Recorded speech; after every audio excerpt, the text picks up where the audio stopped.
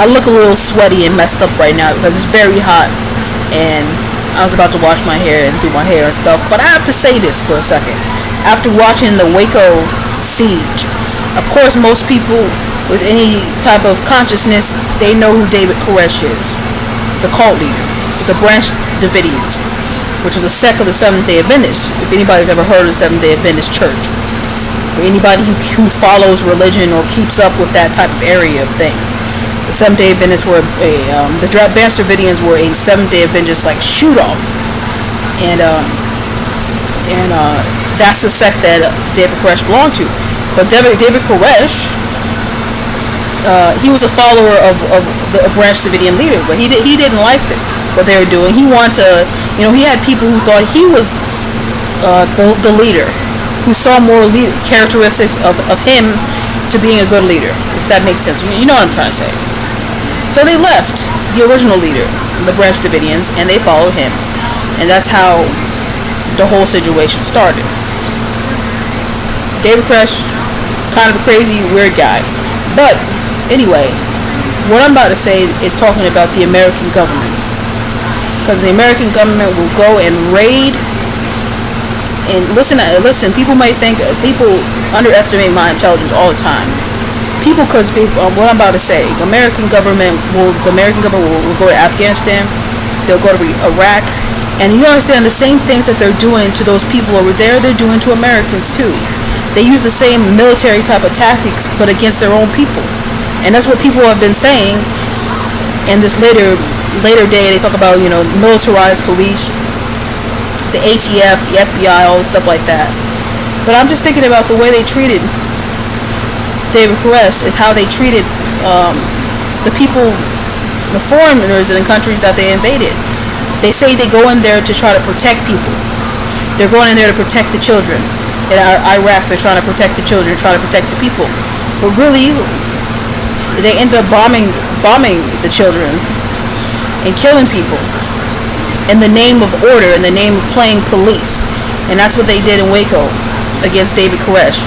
That's what they did at Ruby Ridge against those people.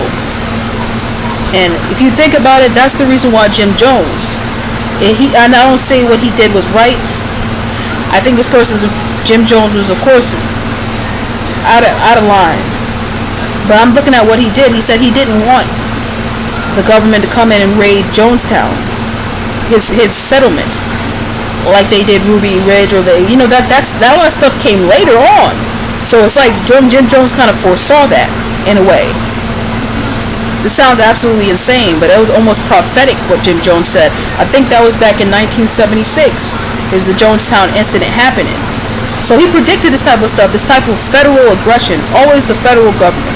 The federal government started the Civil War. The federal government is responsible for killing all those people in Waco.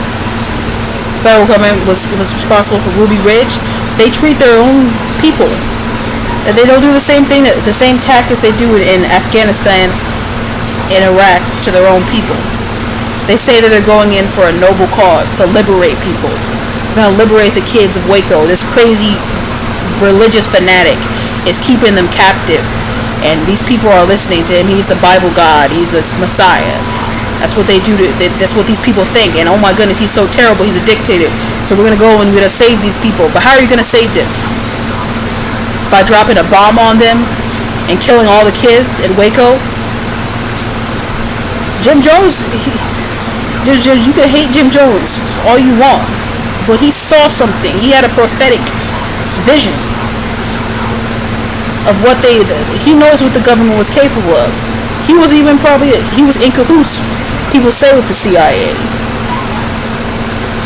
He was involved with many levels of high levels of government. He wasn't just a cult leader. He wasn't a cult leader. He was more so like a politician. If you really study that case and really get into what happened, but he knew what was going to happen. And this is a controversial statement that I'm going to make about David Koresh. David Koresh is an American hero. He's an American hero. He's a martyr. He became a martyr. And that's what he wanted anyway. But I don't think he should He should have got those people out of there before that happened. Before the ATF ended up bringing in tanks and bombs and grenades and sending in the soldiers.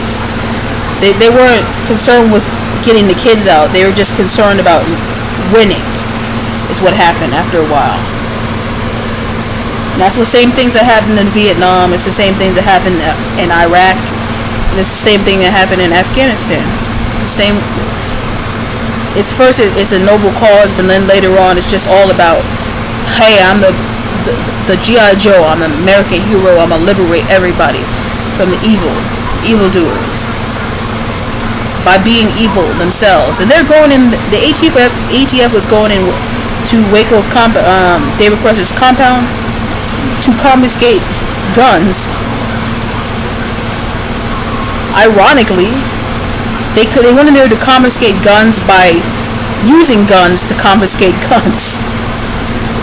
Because they said guns to prevent violence, they use violence to prevent violence. It's just so crazy.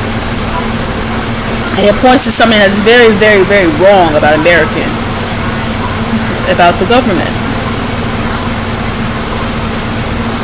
Because real Americans are very distrustful of the government, and they most rightfully show, especially the federal government. You know what I mean?